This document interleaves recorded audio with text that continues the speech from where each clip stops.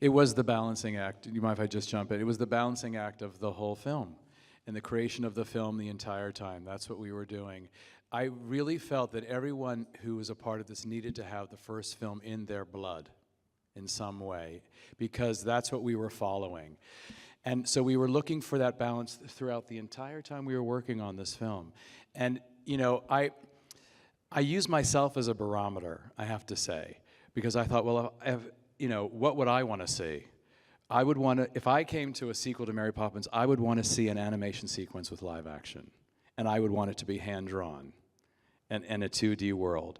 I would want to see that. I would want Cherry Tree Lane to have a curve to it, because that's the Cherry Tree Lane we all know. I would feel disappointed if it was a straight street. I mean, it was as simple as that. Although we were finding our new way, there were sort of goalposts or signposts throughout that we needed to hold on to, because it's in the DNA of the material. I knew there needed to be, John and I really wanted a big, huge production number that Mark and Scott wrote so beautifully, with athletic dancers, men with Mary and Jack leading the entire piece. That needed to be in there in some way. I would feel that if it wasn't there, we've gone off track. So it was a way of, it was this insane balancing act of honoring the first film, but at the same time forging our own way, our own story. Setting it in the 30s helped that. Having Michael and Jane grown up and seeing what's happened to them and how that and their journey and what they've lost along the way helped that. But it was constantly back and forth, and I have to say, I just used my own gut about what needed to be there, what we needed to reflect, pay homage. Mark and Scott were incredibly careful about making sure that we didn't abuse using themes from the first film. It's so easy to use. We used it in very strategic places throughout the film. Most of it actually very much at the end, where we feel we'd earned it by then. And that's what Mark was very careful about doing. So, but it was all that. I feel like, you know, the whole time it was that. But I did feel that we were coming from the right place, and that was the key. I just wanted to ask, actually, I'm particularly love that this is a musical, and because it's a musical, I feel at the heart of the film is really where the lost things go. And I really would love to know, like, where the inception and thought for that came from, and then also from Emily, how did it feel like singing that on set? Well, the song came from, in one of the books, Mary's uncle is the man in the moon. And she takes the children there for a tea party. But on the other side of the moon, he tells her this is where the things that people can't find live. It's the dark side of the moon, and not in the Pink Floyd way. But although if you line that up with our movie, it works that out seemed to be a good metaphor for loss, for her to sing to the children. And we had to find a way for her to sing about loss to the children in a ways that they can comprehend. And the song doesn't actually speak of their mother until the final verse, until she feels like they're really getting it. And then to get to hear Emily sing it, I mean, she would come to our apartment where we have a studio, and it was just, you know, magical to hear her do it. And we got to bespoke it on her. What was that like to sing? And another thing, and here's the thing about what Rob is so brilliant at, is getting from scene to song. I mean, it's almost a backhanded compliment, because there's not many people out there even trying to do it now. But with the small handful there are, no one does it like he does. And that song in particular, you're like, oh, she's singing a song. And all that on-set live singing, too, must have just been terrifying. And yet, with Emily Blunt, nothing ever seems terrifying.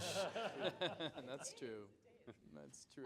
I mean, I remember those early days of coming to your apartment and singing that song, and I was so incredibly moved by it that I found it virtually impossible to get through it the first few times I sang it in your apartment. It was so emotional for me, because I did think of my own children and these children in the film and their sense of loss, and that they're trying to hold their father together, and they've dealt with something so profound and so agonizing, you know, to lose a parent and to be so young and miss her so much. And oh my God, I like cry thinking about it. But it was just, it just moved me so much. And so on the day, it was one of my favorite days on set, and we shot that song all day, I think a couple of days, because it is that she recognizes what they need in that moment and gives it to them in this very tender way, and the song is so true, and she doesn't shy away from the fact that they've lost something, but that there's cracks of light, you know, and there's something to learn from, and the idea of loss being something that they can digest as children and not, and to walk through, you know, that you are going to walk through this loss, but that nothing's gone forever, only out of place, is just such a hopeful way to look at loss, really. Do we have time for one or two more? Yes, sir? I have to imagine there's an incredible inherent pressure playing the role of Mary Poppins. How do you balance Julie Andrews' extraordinary performance with the P.L. Travers version in the books while adding your own personal signature as well?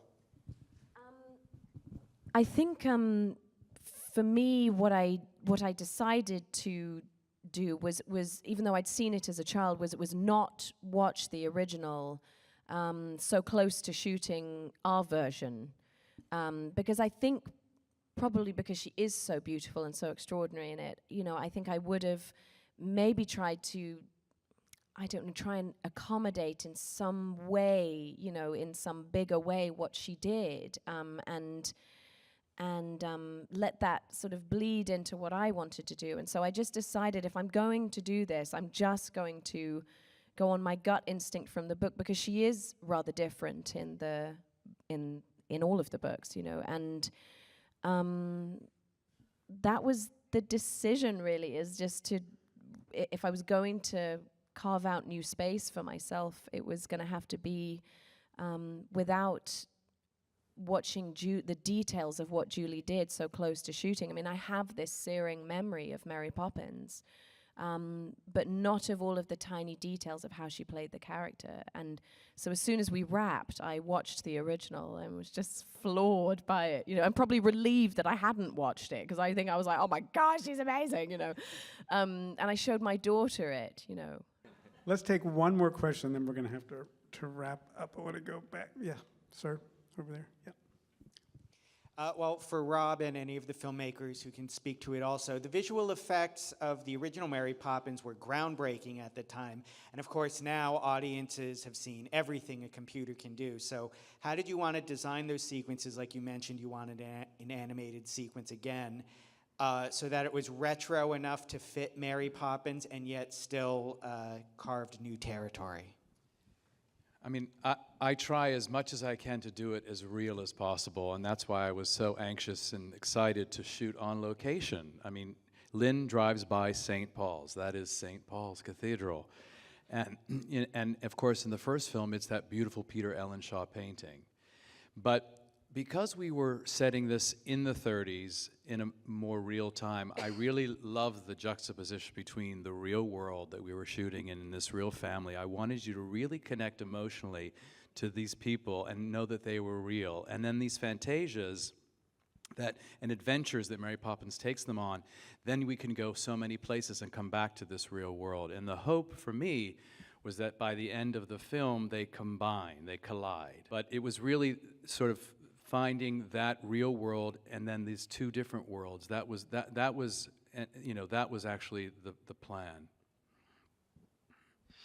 Ladies and gentlemen, thank you so much. Mary Thanks, guys. Poppins Returns has been such a joyous experience for us. We hope it has been for you as well. So thank you all so much.